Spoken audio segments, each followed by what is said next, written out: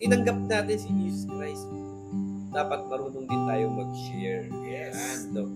Sa pag-share, lagi natin iisipin na okay lang magbigay. Kasi pag nagbigay ka, may kapalit naman yan eh. Sigurado. Hindi, lahat ng effort natin, hindi masasayang. Yes. Lahat ng binibigay natin, i-share natin, lalo na pag ibinalik natin sa Panginoon, yung binigay niya sa atin, 10% nga lang eh.